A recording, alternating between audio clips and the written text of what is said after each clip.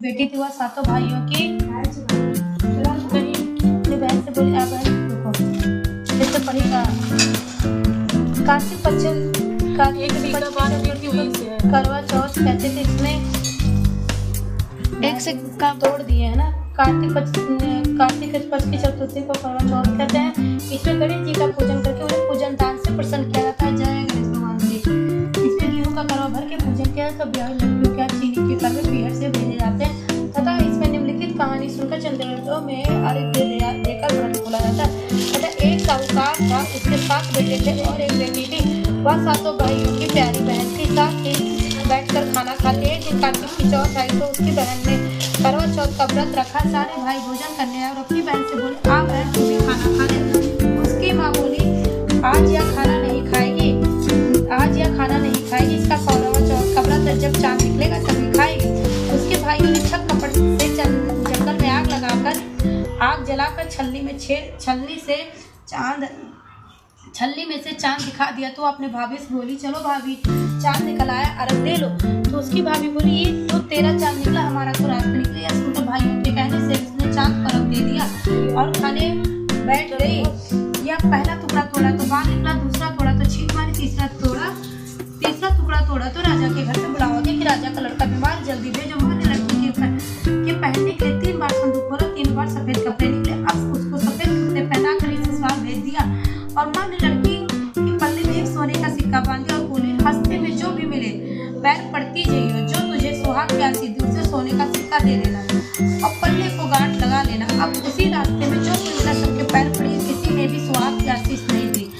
अब वो ससुराल में आई तो दरवाजे पर छोटी ननद खड़ी थी। वह उसके पैर पड़ी तो ननद बोली, सीधी हो, सपूती हो, 7 बेटों की माँ हो, मेरे भाई का सुख दे। अब उसने सोने का सिक्का ननद को देकर पल्ले को गांठ मारी। उसके बाद वो अंदर आई, आकर देखा उसका पति मरा पड़ा है। अब वह उसे लेकर एक कोठरी में पड़ी रही। 1 साल तक उसकी सेवा करी। उसकी सास बांधी के हाथ बची कुछ रोटी भेज देती। इस प्रकार उसने अपने पति की सेवा करते करते 1 साल हो गया। करवा चौथ का व्रत आया। सारे पड़ोसियों ने नहा धोकर करवा चौथ का व्रत रखा।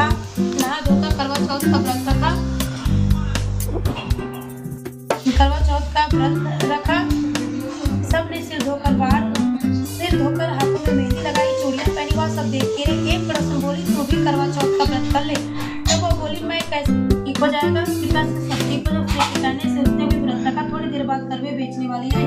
करवे लो भाइयों की प्यारी करवे लो, एक करवे वाली मेरे को भी करवे दे जा। वह कहने लगी, मेरी दूसरी बहन आएगी तो वो तेरे को करवा देगी। दूसरी एक करवे लो भाइयों के प्यारी करवे लो, ये करवे वाली मेरे को भी करवे दे जा। तो वह बोली, मेरी तीसरी बहन आएगी तो वो करवे तेरे को देगी। इस तरह 5 बहन आकर चली गई पर किसी ने भी करवे नहीं दिए। फिर छठी बहन आई, बोली, मेरी 7वीं बहन आएगी, वह तुझे करवे देगी, बस तू सारे रास्ते में कांटे बिखेर कर रख देना। जब वह खूब चिल्लाती हुई आएगी तो उसके पैरों में कांटा छुप जाएगा। तब तू सुई लेकर बैठ जाना, उसका पैर पकड़ कर छोड़ना मत और उसके पैर का कांटा निकाल देना। तो वह तेरे को आशीर्वाद देगी, भाई जियो साईं जियो।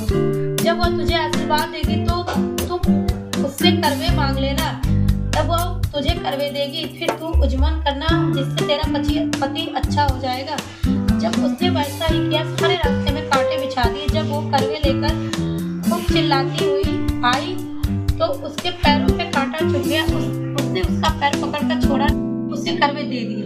अब करवे लेकर उसने उज्जमन की तैयारी की, व्रत रखा। राजा का लड़का ठीक हो गया और बोला, मैं बहुत सोया। वह बोली, सोए नहीं, 12 महीने हो गए तेरी सेवा करते करते।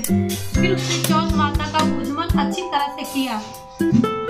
अब उसने चौथ माता की कहानी सुनी और उज्जमन करा। वो दोनों चौपड़ खेलने लग गए। एक दिन उसकी बाती तेल की पड़ी और गुड़ की डली लेकर आ गई।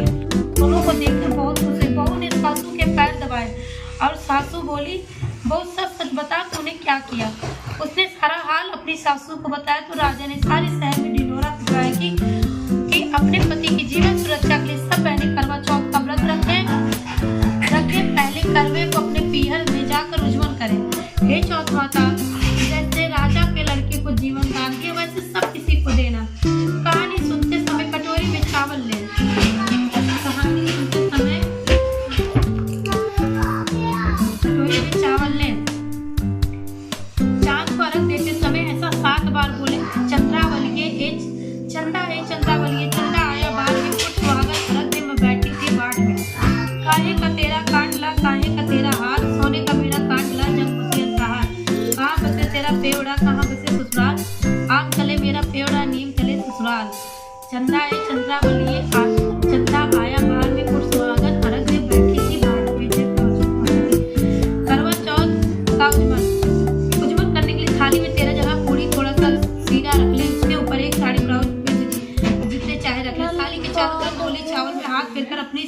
से पाँव लग कर उन्हें जब 13 ब्राह्मणों को तो दक्षिणा देकर गणेश जी की कहानी। एक बुढ़िया थी, उसका बेटा और बहू बहुत गरीब थे, बहुत गरीब। बुढ़िया माई हर रोज गणेश जी की पूजा करती थी। गणेश जी की हर रोज बुढ़िया से कहती, बुढ़िया माई कुछ मांग ले। बुढ़िया कहती, मैं क्या मांगू? गणेश जी बोले, अपने बेटे से पूछ ले, तेरा बेटा बोला माँ धन मांग ले। बहू पूछने लगी तो बोली, सासू जी पोता मांग ले। बुढ़िया ने सोचा दोनों अपने मतलब के मांग रहे, सो पड़ोसन से जाकर पूछो। पड़ोसन से जाकर बोली कि गणेश जी मेरे को बोले कुछ मांग लो। तो पड़ोसन बोली, पगली क्यों तू धन मांगे, क्यों पोता मांगे? थोड़े दिन की जिंदगी अपनी सुंदर काया मांगे। घर आकर बुढ़िया सोचने लगी, बेटा बहू राजी हो, उनकी भी मांगनी चाहिए। दूसरे दिन गणेश जी आए, बोले बुढ़िया मैं कुछ मांग। बुढ़िया ने कहा, मुझे सुंदर काया दे, सोने के कटोरे में पोते को दूध पीता देखो, अमर सुहाग दे, निरोगी काया दे, भाई दे, भतीजे दे, सारा परिवार दे, सुख दे, मोक्ष दे। गणेश जी ने कहा, बुढ़िया भाई तूने तो मुझे ठग लिया, सब कुछ मांग ले, अब जैसा बोला वैसा ही हो जाएगा। गणेश जी अंत ध्यान हो गए, जय गणेश भगवान जी हो गए। अब बुढ़िया माई क्या सब कुछ वैसा हो गया। गणेश महाराज जी जैसे बुढ़िया माई को दिया वैसा सब किसी को देना। गणेश जी की कहानी। एक दिन गणेश जी महाराज चुटकी में चावल लिए, चुटकी भर चावल लिए, चुटकी में चावल और चम्मच में दूध लेकर घूम रहे थे। कोई मेरी खीर बना दो। सबने थोड़ा